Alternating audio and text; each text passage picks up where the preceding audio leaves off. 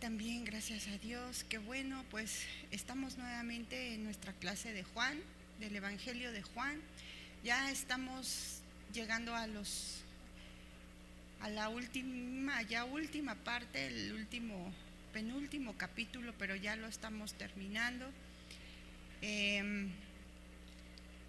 Y bueno, la clase anterior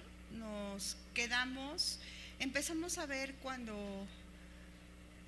cuando se aparece, regresa María Magdalena al sepulcro. Ella está, después de que ya fueron a avisar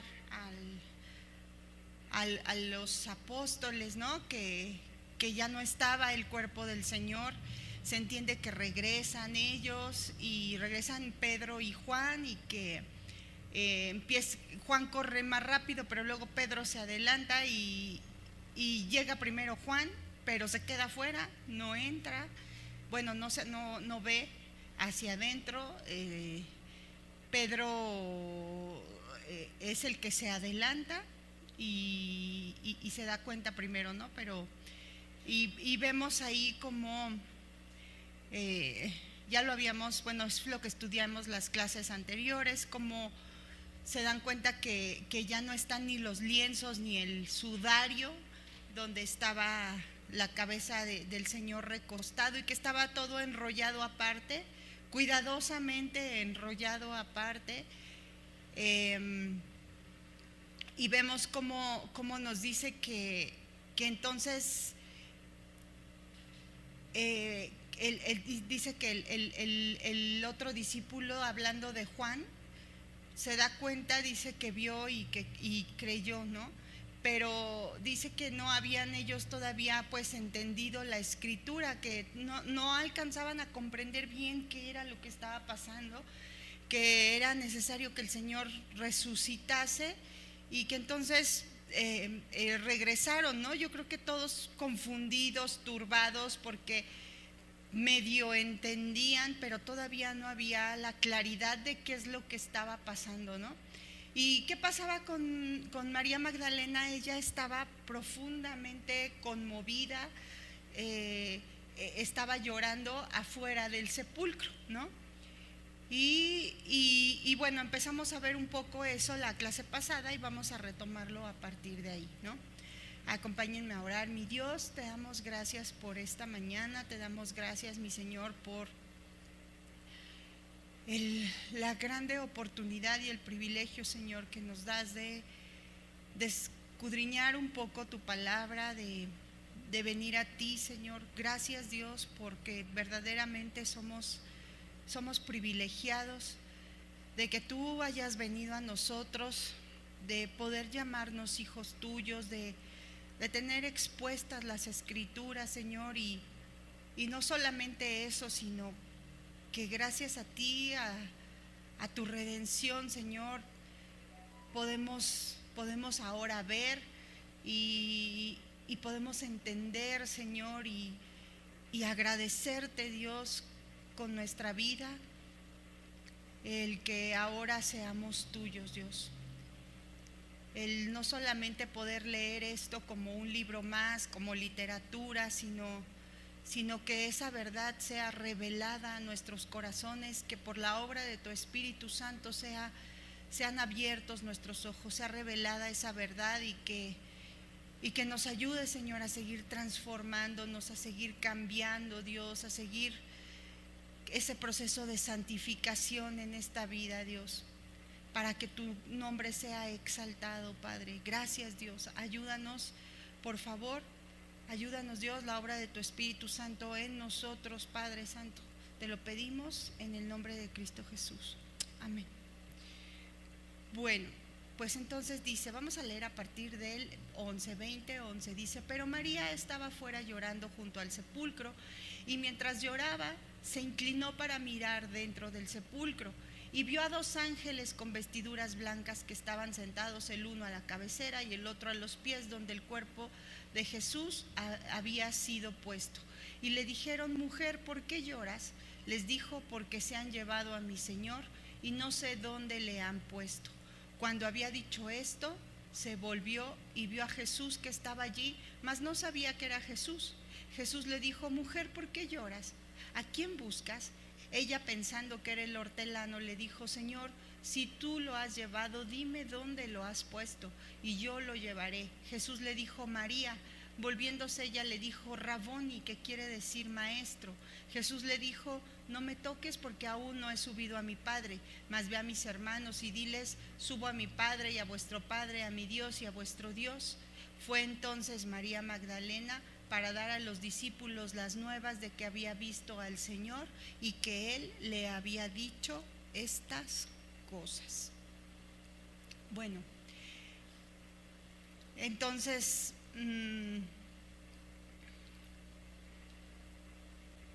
aquí ya habíamos leído también en la clase anterior un poco Mateo del 28, del 1 al 9, que es un paralelo. Mateo 28, del 1 al 9, que dice: pasado el día de reposo, al amanecer del primer día de la semana, vinieron María Magdalena y la otra María a ver el sepulcro. Esto es como que antes de que van a decirle a los discípulos, dice: y hubo un gran terremoto, ¿no? Aquí nos da esa aportación que no está en Juan, del gran terremoto, que ya lo estudiamos también, porque un ángel del Señor, descendiendo del cielo y llegando, removió la piedra y se sentó sobre ella. Recuerden que aquí también ya les había explicado, ya habíamos visto esa parte de por qué remover la piedra, ¿no? Obviamente el Señor Jesús sí podía traspasarla, y lo vamos a ver después, un poquito adelante en Juan, cuando llega y se presenta a sus discípulos, dice que traspasó la pared, no estaban las puertas cerradas y él desapareció. O sea, eso no era un impedimento para el Señor. Algunos de los comentaristas dicen que la piedra se removió pues justamente para que los discípulos pudieran entrar y pudieran comprobar lo que estaba, el hecho, ¿no? Lo que estaba pasando. Bueno, y dice que su aspecto era como un relámpago y su vestido blanco como la nieve, ya todo eso lo estudiamos, y de miedo de él los guardas temblaron y se quedaron como muertos. ¿Lo recuerdan? Mas el ángel respondiendo dijo a las mujeres: no temáis vosotras, porque yo sé que buscáis a Jesús, el que fue crucificado. No está aquí, pues ha resucitado, como dijo. Venid, ved el lugar donde fue puesto el Señor, e id pronto y decid a sus discípulos que ha resucitado de los muertos, y he aquí va delante de vosotros a Galilea, allí le veréis, he aquí os lo he dicho. Entonces ellas, saliendo del sepulcro con temor y gran gozo, fueron corriendo a dar las nuevas a sus discípulos, y mientras iban a dar las nuevas a los discípulos, he aquí Jesús les salió al encuentro diciendo: salve, y ellas acercándose abrazaron sus pies y le adoraron. Entonces Jesús les respondió: no temáis, id, dad las nuevas a mis hermanos para que vayan a Galilea y allí me verán. Entonces aquí veíamos que parece que esa misma visita que relata Juan 20, en la que solo se menciona a María Magdalena, ¿no? Parece que está hablando de lo mismo. Las dos mujeres fueron a contar a los discípulos entonces, y quizá también la otra María puede ser que haya regresado más tarde a la tumba, y era después que María Magdalena había visto al Señor resucitado, ¿no? Vemos aquí, ya les había dicho que solo Mateo cuenta lo del terremoto, lo del ángel que removió la piedra, lo de los guardianes. Eso también lo pueden ver en Marcos, y bueno, es un poco de en contexto para que vayamos como hilándolo todo, porque acuérdense que unos dan una parte, una forma de ver las cosas, y entre todos, no se contradice nada, pero cada quien da como su aportación, la manera en la que sucedieron los hechos, ¿no? Entonces pues aquí otra vez se vuelve a centrar en María. Ella está ahí, está pues llorando.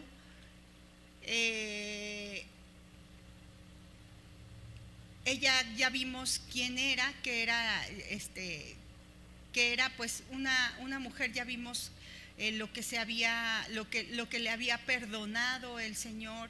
Ella, después de que el Señor, seguramente era la mujer a la que le había sacado el Señor había expulsado de ella 7 demonios. Ella lo que sí muestra la Escritura es que había sido pues una mujer totalmente devota, entregada al Señor, ¿no? Agradecida, lo amaba profundamente. Y vemos ahí como pues ella se queda después de que Pedro y Juan pues ya entendemos que ya se habían ido, y se queda llorando, ¿no? Llorando en el sepulcro. Y mientras lloraba, veíamos como dice en el versículo 11, que dice que ella como que volteaba a ver hacia adentro, como cuando, o sea, como que decía, como que como cuando no lo puedes creer, ¿no? Como que buscaba así de será, no está, no está, no está, o sea, como queriendo, se entiende como corroborar, ¿no? O sea, ¿qué es lo que estaba pasando?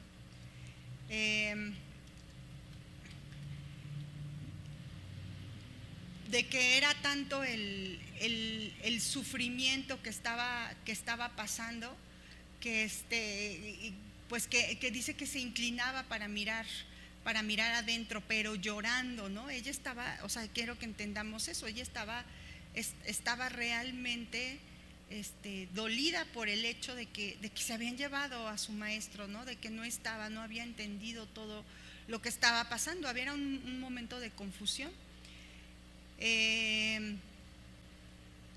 Entonces dice que se inclinó para mirar, y vemos entonces en el 12 que dice que vio a los ángeles, ¿no? Aquí ya también esto ya lo habíamos estudiado, y vamos nada más a verlo un poco rápido.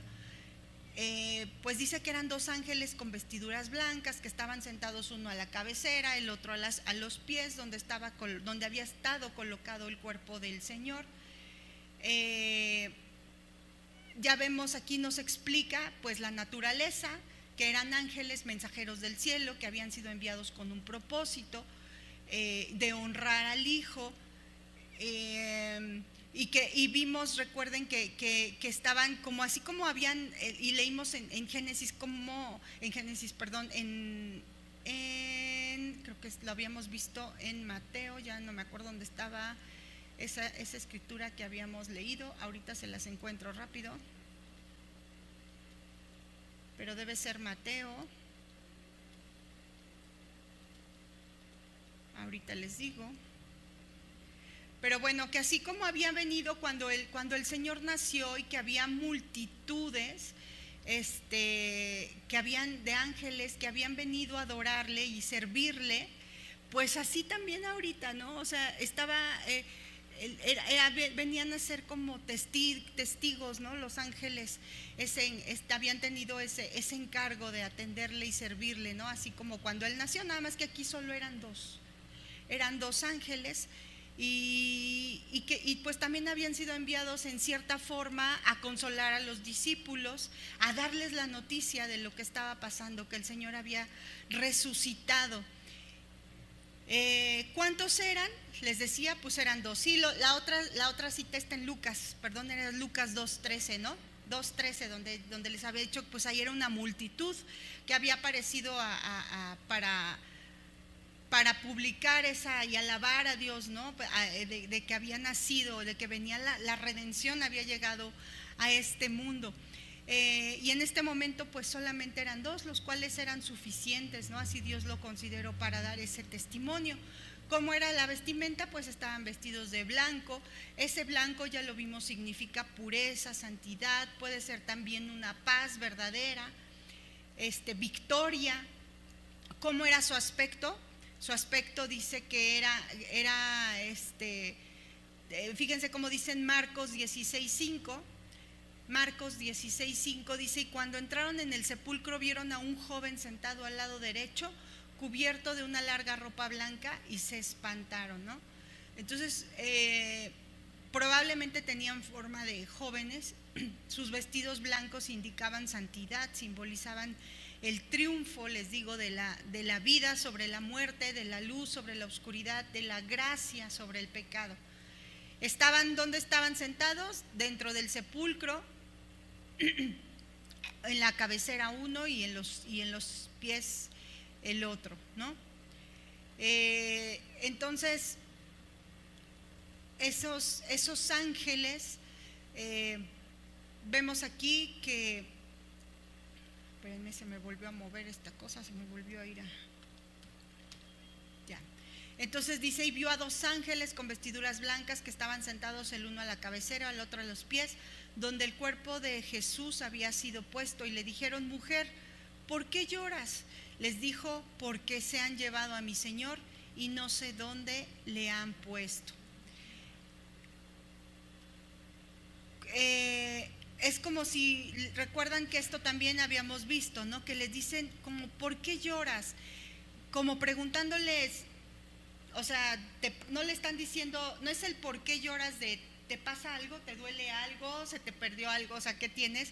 Sino es el por qué lloras de cuando dices, pero a ver, o sea, no, ¿por qué lloras si no hay motivo, no hay razón, sino al contrario, ¿no? Es ese tono de por qué lloras, como diciéndole, este es un tiempo de gozo, no de lágrimas.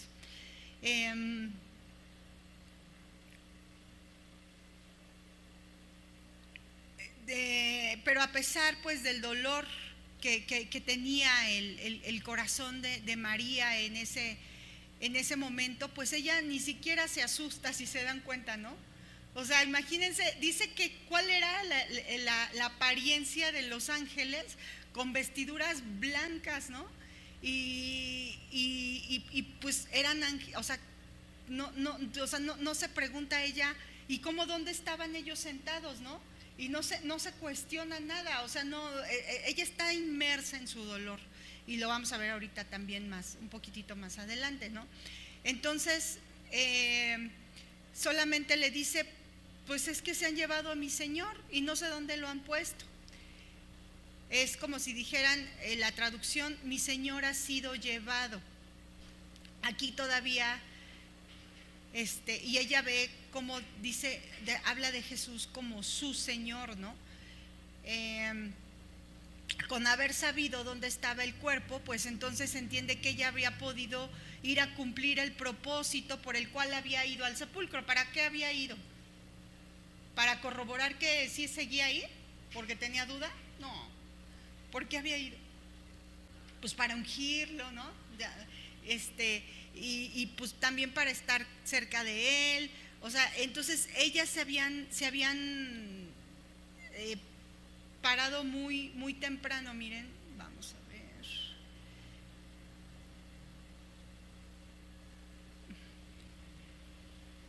Antes de que amaneciera. Y entonces aquí vemos cómo dice, pues porque se llevaron a mi Señor y no sé dónde le han puesto. Alguien podría decir, ay, pues qué débil la fe de María, pues que no se acuerda, ¿no? De todo, o sea, nosotros, ¿no? Desde aquí, porque ya tenemos todo el contexto, ya vino el Espíritu Santo, y aún así podemos estar en la posición también de que nuestros hechos nieguen esa fe. Y entonces aquí podrían decir muchos, ay, pues es la debilidad de la fe de María.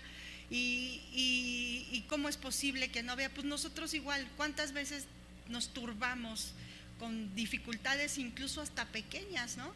Y que no vemos más allá, nos vemos pues la tormenta y no vemos al Señor, no vemos la grandeza de Él, y hasta el Señor dice, pues a veces hay que orar para que nuestra fe no falte, ¿no? Porque Él está ahí. O sea, ahí él de hecho estaba ahí, ¿no? Ahorita se le va a mostrar a María, pero a veces pues nos turbamos, ¿no? A veces las mismas circunstancias, y no diría yo a veces, yo diría casi como generalmente, ¿no? Las circunstancias nos turban y nos hace falta que venga el Señor con todos los medios de gracia que dispone para recordárnoslo, ¿no? Incluso este es un medio de gracia que Él dispone para que algo que esté pasando en el corazón, pues venga y nos haga que nuestra fe se fortalezca y se afirme en cualquier situación, ¿no? Entonces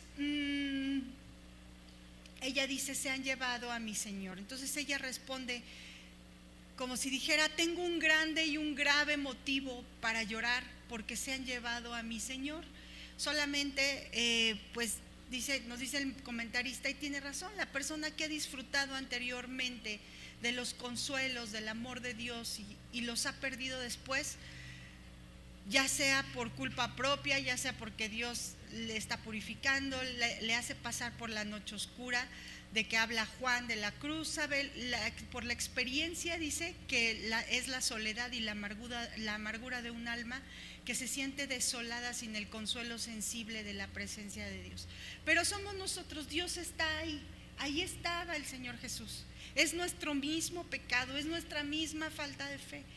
Y eso podría yo decirle, todos pasamos por eso. Mientras estemos aquí en este proceso de santificación, mientras estemos aquí, obviamente sí, el pecado va a seguir en nosotros, obviamente vamos a seguir en esa lucha, vamos a seguir, por supuesto, pasando por un montón de situaciones y nos vamos a turbar también.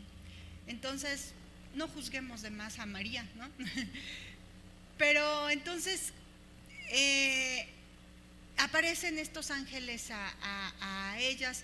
Algunos dicen, y lo mismo, ¿no? Como el Señor es a la primera que se revela, igual los ángeles, y no a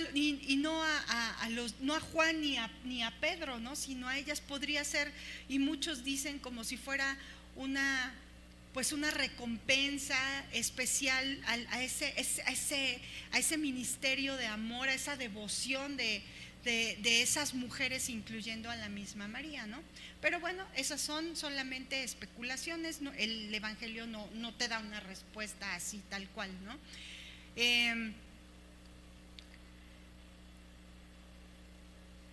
Entonces aquí pues se le aparece a María, y en el 14 entonces dice: cuando había dicho esto, se volvió ella y vio a Jesús que estaba allí, mas no sabía que era Jesús. Les decía, vemos aquí ese mismo aspecto.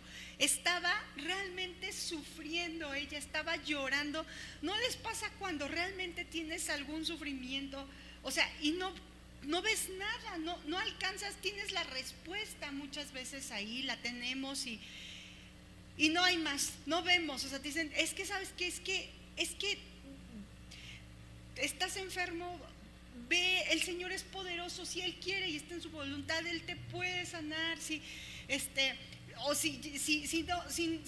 no es su voluntad sanarte, pues ya es la gloria, ¿no? O sea, vas a estar con el Señor, tenemos una esperanza, somos peregrinos, somos extranjeros, y nosotros inmersos en el dolor, ¿no?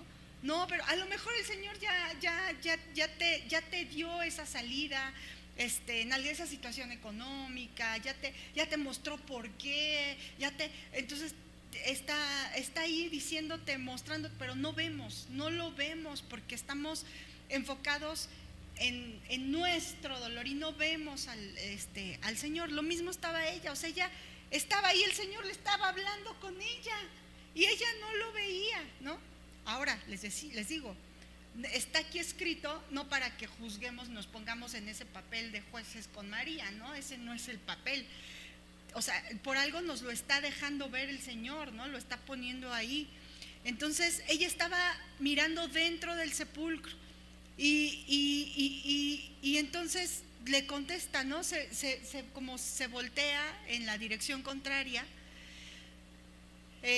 Algunos pues especulan sobre igual esto, que porque se volteó, o sea, de repente puede decir, unos dicen, pues puede ser porque Jesús se le apareció de momento, y los ángeles que lo vieron donde estaba se postraron para adorarlo, y a lo mejor ella vio que se postraron y volteó. O sea, son especulaciones, ¿no?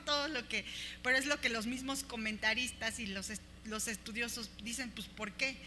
Porque de esos detalles, ¿no? Porque los ángeles, les decía, al ver a Jesús a lo mejor la señalaron diciéndole, mira afuera, para que ella mirara fuera del sepulcro, a lo mejor porque María oyó que alguien se acercaba, a lo mejor porque los ángeles desaparecieron de momento de su vista y entonces ella volteó. No se sabe, sea lo que sea, pero el Señor se apareció y no nos lo muestra, no nos dice el por qué. Y entonces lo importante es el hecho, ¿no? El hecho es que estaba frente a ella el Señor, ella no lo reconoce. Entonces puede ser también, unos dicen que porque a lo mejor estaba, recuerden que la hora pues todavía estaba medio oscuro, y entonces también pues dicen a lo mejor no veía bien, no alcanzaba a ver bien. Lo que vio María era de una gran importancia, ¿no? Fue la primera evidencia visual de la resurrección del Señor a ella. La piedra se había quitado, ya vimos, no porque el Señor no hubiera podido traspasarla, porque ya lo vamos a ver, les decía unos versículos más adelante, el Señor podía traspasar esa pared con ese nuevo cuerpo. La quitaron, se entiende, es lo más igual acertado para que pudieran entrar Simón y Pedro a la tumba y cerciorarse, ¿no? Ella entonces volvió, después dice aquí que como María estaba llorando, estaba ahí el Señor. Nos hace recordar cómo dice el Señor que Él está, les decía, estaba en su dolor, pero Él estaba ahí. El Señor siempre está cercano a los quebrantados de corazón. Esa es una verdad, ¿sí? No dice con algunos, sino no dice que en qué momento o que cumpla ciertas características con los quebrantados de corazón, más cerca de lo que ellos se lo imaginan, ¿no? Entonces, esa es una verdad, que quienes buscamos a Cristo, aunque no lo podamos ver, aunque en este momento no lo puedas ver con tus propios ojos, no lo podamos ver, pero estamos seguros de que está aquí con nosotros y de que está cerca de los que de los quebrantados del corazón. Entonces, si le buscan diligentemente, pues lo vamos a poder hallar. O sea, en ese momento no lo veía, Él estaba ahí, estaba cercano. Y el Señor se le manifiesta, le dice: ¿por qué lloras? ¿A quién buscas? Les decía, esta es la primera evidencia de la resurrección, la primera manifestación como una evidencia de la resurrección. Entonces, esto pueden ser, al menos lo que está escrito, las primeras palabras del Señor Jesús después de que resucitó. ¿Por qué lloras? Y luego le dice: ¿a quién buscas? Él sabía de antemano a quién buscaba, ¿no? Él sabía de antemano que lo estaban buscando a Él, pero Él lo quería saber, así como Él nos exhorta a que si tenemos alguna aflicción, dice que oremos, que levantemos peticiones, súplicas. Él no sabe lo que está pasando en nuestra vida, sí lo sabe, pero Él quiere saberlo de nuestros labios, ver esa dependencia, ¿no? Obviamente él ya lo sabía. Él sabía de antemano que María pues lo estaba buscando a Él, ¿no? Y entonces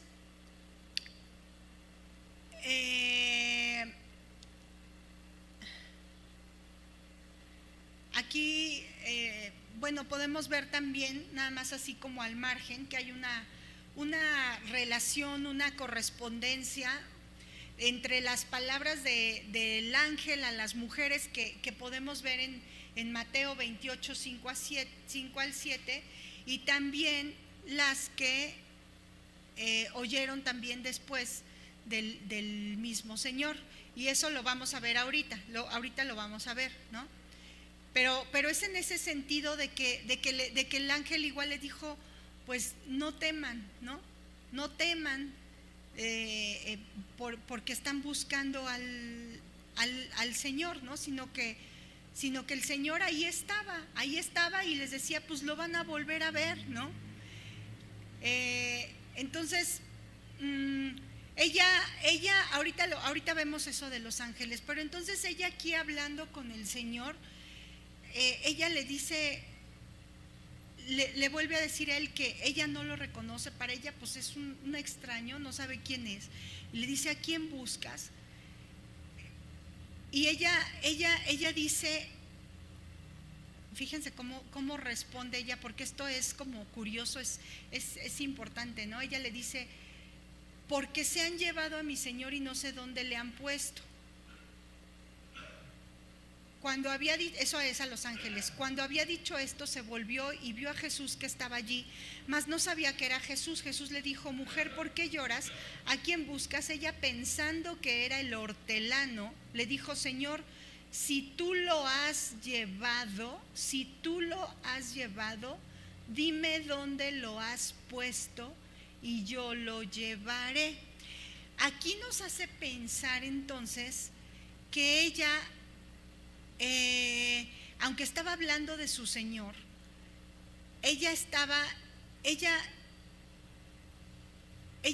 yendo a buscar al cuerpo del Señor, ¿sí? O sea, las palabras de ella son como buscando al cuerpo.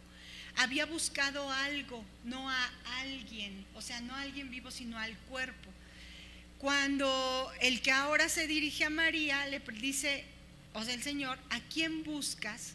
Entonces le empieza a encauzar el pensamiento a ella. O sea, ella estaba llorando porque no estaba el cuerpo, ya no estaba buscando a su Señor vivo, ¿no? O sea, si se dan cuenta en las palabras, ¿no? Se lo han llevado, pues, no, o sea, se lo han llevado pues porque es alguien muerto, a un cuerpo, ¿no? Dice, ¿y dónde está para yo llevarlo, ¿no? Entonces el Señor le empieza a encauzar el pensamiento, le dice, ¿a quién buscas? Entonces aquí debe comenzar a buscar una persona, no una cosa. Ella, pensando que era el hortelano, le dice, Señor, si tú lo has llevado, dime dónde lo has puesto y yo lo llevaré. Entonces aquí en la respuesta que da María vemos primero, pues sí, obviamente su incapacidad para reconocer al Señor, ¿no? Lo que ya les decía, nos lleva a recordar, o sea, Dios, es verdad, ¿cuántas veces nosotros no te reconocemos, ¿no? Nos estás hablando, eres claro ante nosotros, casi que casi es voz audible dirigiéndonos, y nos tienes que encauzar igual nuestro pensamiento, poner las situaciones en tu providencia, irnos acortando a veces los caminos, porque no reconocemos lo que tú ya nos estás diciendo, ¿no? Cómo nos estás guiando, y a veces gracias Dios y podemos estar todavía llorando más y pataleando y emberrinchados como niños, y porque no reconocemos que eres tú, Dios, ¿no? Yo decía, el que nos guía a veces con su bendita providencia, aunque duela, ¿no? A veces no es como muy agradable, ¿no? Pero a veces somos necios, o sea, Dios tiene que ayudarnos a poder guiarnos y dejarnos sin nada, para que entonces volteemos los ojos, sí, Señor, es verdad, eres tú el todopoderoso en mi vida, el que guía mi vida. Sí, ya te reconozco a ti en esta situación en mi vida, ¿no? Estaba yo, o sea, buscando por otro lado, turbada, viendo, y ahora ya te reconozco, ¿no? Generalmente así obra el Señor de la misma manera, empieza a decirle, otra vez vuelve, ¿no? A decirle a María con ese amor. Ella está llorando y no ve más allá de su sufrimiento, totalmente ensimismada, es la víctima en ese momento, ¿no? O sea, porque está sumergida en su dolor, y no quiere decir que no esté sufriendo, obviamente está sufriendo. Es bueno recordar eso, que Dios viene a los hombres de diversas maneras, de acuerdo a los distintos temperamentos y sus diferentes capacidades de comprensión y de respuesta. Supuso que era el hortelano, pues no le cabía en la cabeza que Jesús ya hubiera resucitado y que al hallar a un hombre ahí en ese huerto, pues ella dijo que era el hortelano. Y entonces le dice,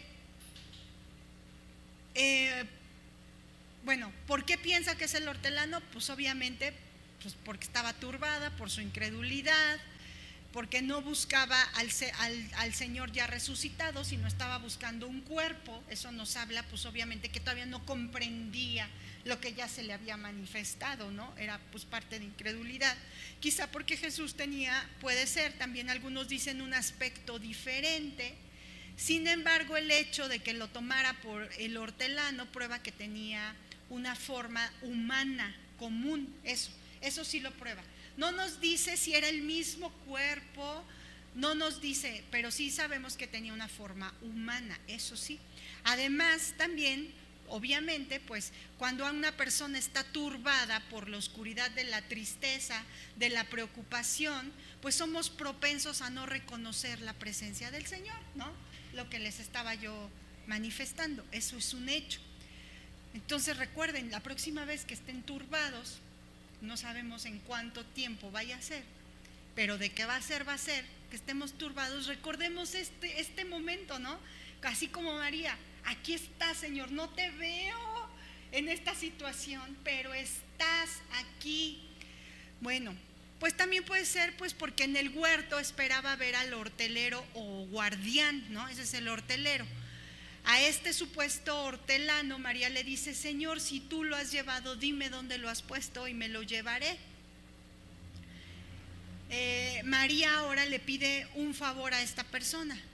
Si él, por la razón que sea, ha trasladado el cadáver, que por favor le diga dónde lo ha puesto para que ella lo pueda trasladar a un lugar, a otro lugar más conveniente donde ella pueda ocuparse de él, ¿no? Entonces aquí ya vemos en el 16, aquí ya viene lo mero bueno. Entonces el Señor le dice, Jesús le dijo María, con exclamaciones, lo vemos aquí, ¿no? O sea, como casi puedo ver al Señor, casi no me faltó de paz, ¿no?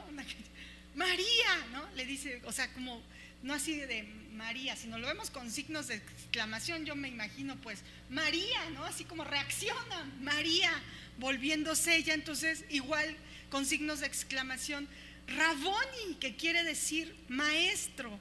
Se le caen las escamas, lo reconoce, la luz lo vio en medio de la tormenta, de la oscuridad, del sufrimiento, ¿no?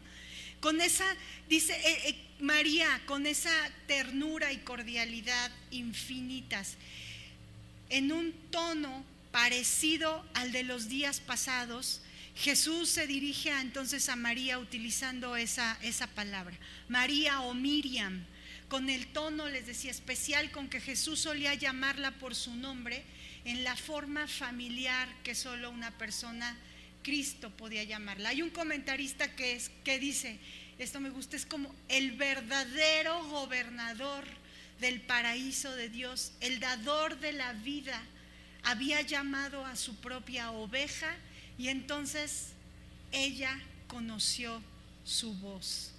Juan 10:13. ¿Qué dice Juan 10:13? Así es. Así que dice, el asalariado huye porque es asalariado y no le importan las ovejas. Yo soy el buen pastor, 14, y conozco mis ovejas, y yo conozco al Padre y pongo mi vida por las ovejas. Esa no es, hermanos, me equivoqué, es 3. Pero bueno, el Señor también es nuestro buen pastor. Sí, Juan 10:3, perdón. Dice, aquí está, 10:3 y 4. A este abre el portero y las ovejas oyen, bueno, desde el 1.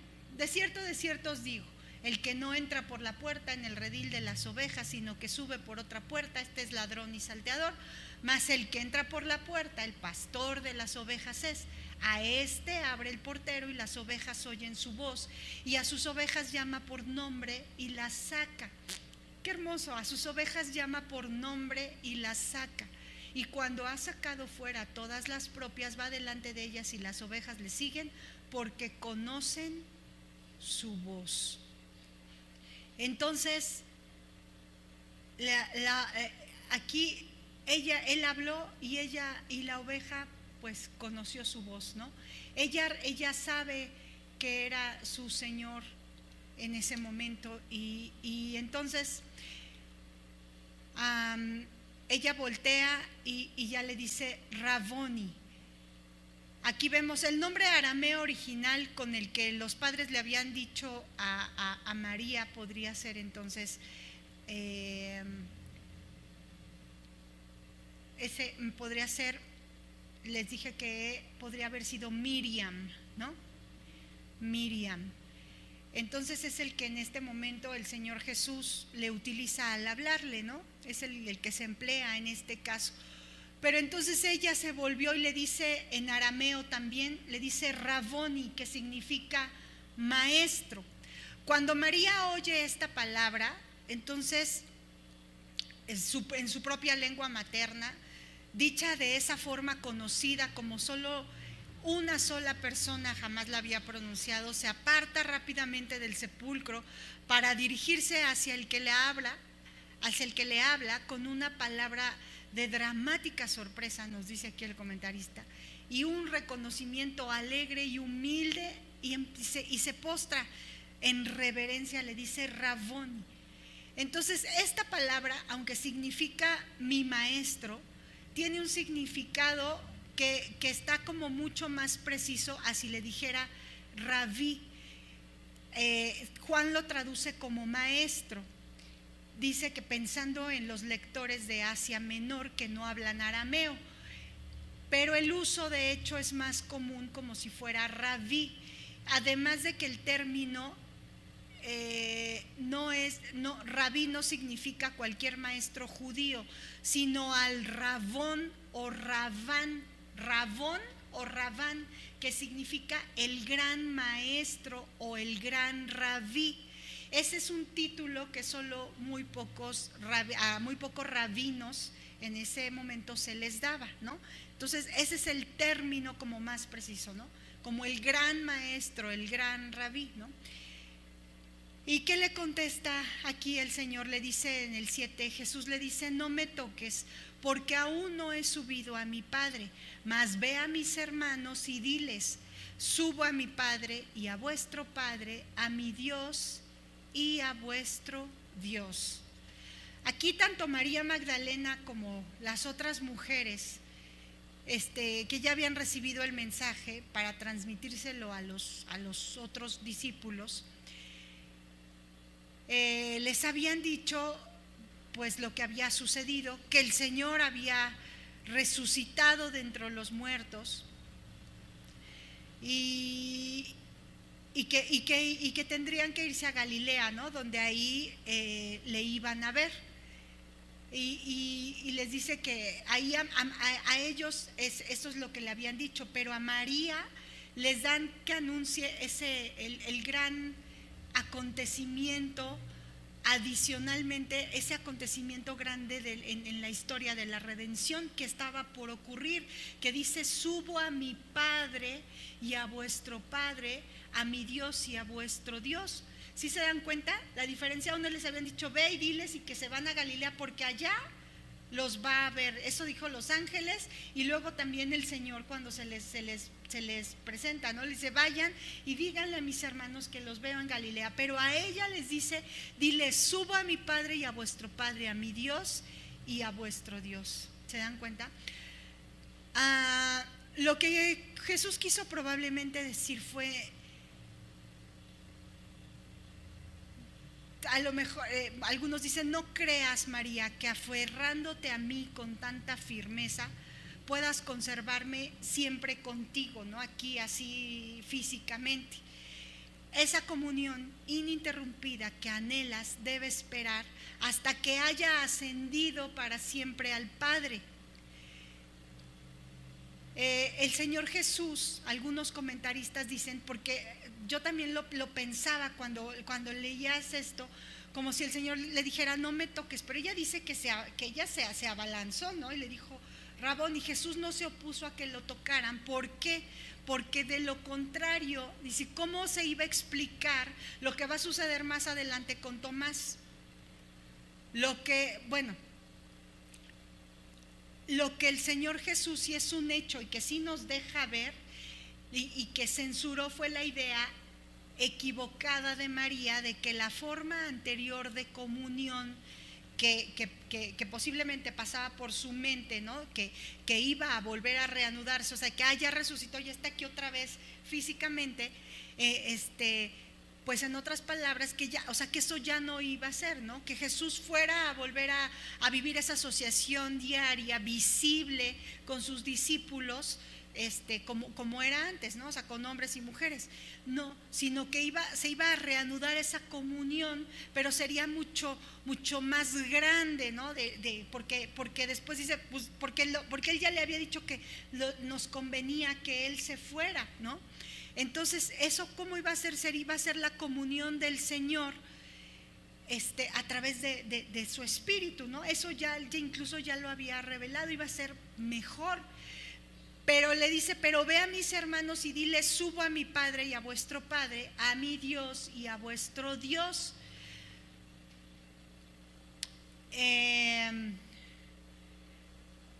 Entonces aquí también vemos algo importante, ¿no? Que le dice el Señor a María, le dice, ve a mis hermanos y diles. Aquí Jesús llama ahora a sus discípulos con un nombre nuevo, les dice, ve a mis hermanos. Vemos aquí cómo puede referirse también, hacer referencia a lo que está en Hebreos 2:11, desde el 10, dice, yo se los leo porque ya terminó la clase casi, dice, porque convenía a aquel por cuya causa son todas las cosas y por quien todas las cosas subsisten, que habiendo de llevar muchos hijos a la gloria, perfeccionase por aflicciones el autor de la salvación de ellos.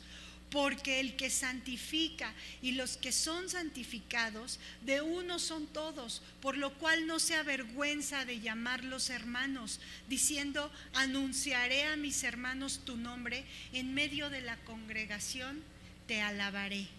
Jesús dice, dice, porque el que santifica, Jesús es quien santifica a los hombres.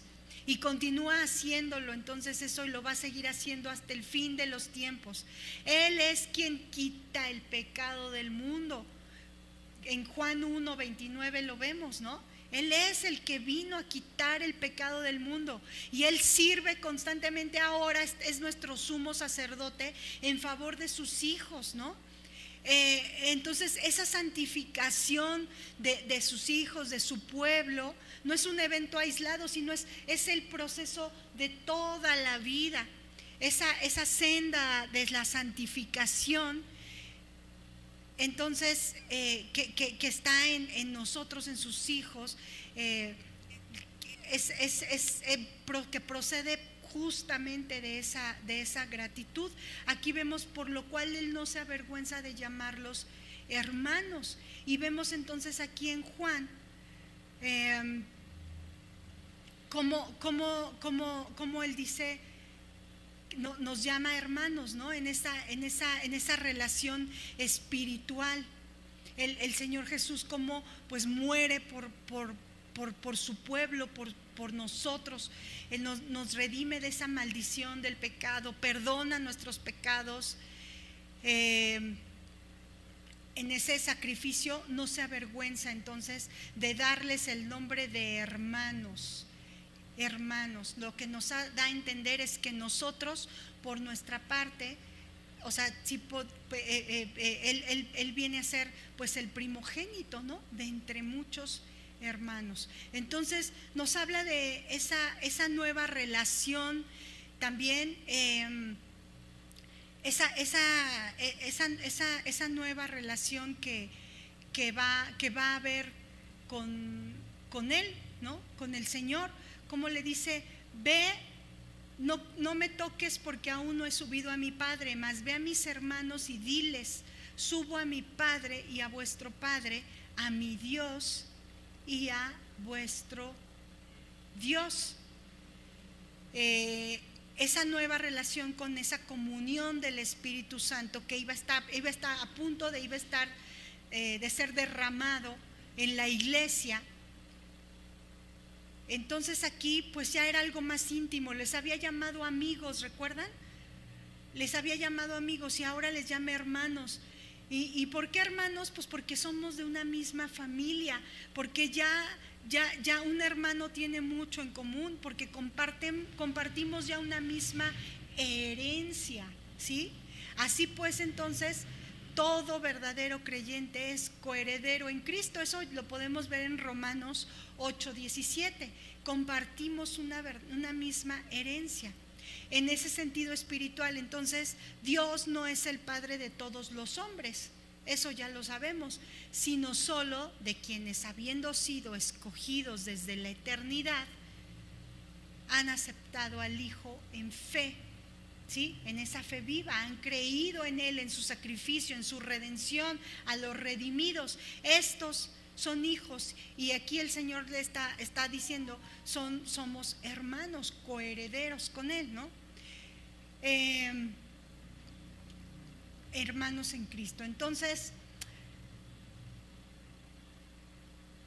cuando pensamos en el hecho de que apenas unos días antes a estos hombres a los que le está diciendo, ve a mis hermanos por los que ya he venido, he muerto, ¿no? Ya ante sus ojos está la redención, ese camino nuevo y vivo para llegar al Padre, y les llama hermanos, y pensamos en que unos versículos antes eran los que lo habían abandonado, habían huido, lo habían negado incluso, y Él les está diciendo, pues hermanos, podemos ver la grande, o sea, la muestra del grande amor y la grande misericordia, ¿no? del Señor Jesús. Lo que María entonces debe transmitirles como un mensaje de Cristo para ellos es esto: subo a mi Padre, está a punto de ocurrir eso, va a ocurrir con seguridad. De ahí que lo está diciendo en tiempo presente, dice, subo a mi Padre y a vuestro Padre, a mi Dios y a vuestro Dios. Entonces aquí el Señor está viendo está como describiendo esa intimidad de la comunión entre Él, el Padre, y al mismo tiempo con los discípulos, ¿no? A mi Padre y su Padre, mi Dios y su Dios al mismo tiempo, ¿sí? Entonces aquí podemos decir, él no está diciendo subo a nuestro Padre, ¿no? Dice a mi Padre y a su Padre, a mi Dios y su Dios. De ahí también que a mi Dios y a vuestro Dios. Entonces vemos esa intimidad en la comunión de que es el mismo Dios, que es el Padre de Jesús, también es Padre de los discípulos. Jesús va a subir a ese Dios y Padre, y ese es el mensaje que debe comunicarle a los discípulos. Y entonces vemos ya después en el 18 que dice, fue entonces María Magdalena y les anunció a los discípulos que ha visto al Señor, y les dijo que a él había dicho estas cosas. Y bueno, hasta aquí vamos a quedarnos. Ya llegó el pastor. Dios le bendiga. Hasta aquí vamos a dejarlo, si Dios lo permite. Continuamos la siguiente enseñanza. Damos gracias a Dios por estas enseñanzas tan hermosas, estos textos bíblicos tan grandes, tan hermosos, que afirman nuestra fe, que nos permiten ver y vivir casi lo que estaba ocurriendo en ese momento, y poder entender cómo es viva la palabra hoy en día para nosotros, que nos lleve, hermanos, a tener esa gratitud con el Señor, ¿no? Que esa misma gratitud que podemos ver en María en ese momento, que veamos que aunque no lo podemos ver en estos momentos turbios de dolor, de tristeza, de aflicción, de trato, en esta vida, de este proceso de santificación, que Él está ahí, ¿no? Quedémonos con eso, ¿no? Con esa reflexión. El Señor está ahí, su misericordia, ese amor, esa misericordia con la que le habló, ¿no? Y que muchas veces pues no lo podemos reconocer. Él está ahí, esa grandeza de ese sacrificio, de ese amor con el que hoy mismo Él viene a mostrarnos a nosotros, ¿no? Y que haya en nuestro corazón esa gratitud, ese agradecimiento que nos lleve a vivir en consecuencia, ¿no? A vivir esa vida que lo glorifique, que lo alabe, esa vida de gratitud, ¿sí? Dios les bendiga, hermanos, que el Señor nos siga hablando el resto de la semana a través de las enseñanzas que vamos a seguir escuchando.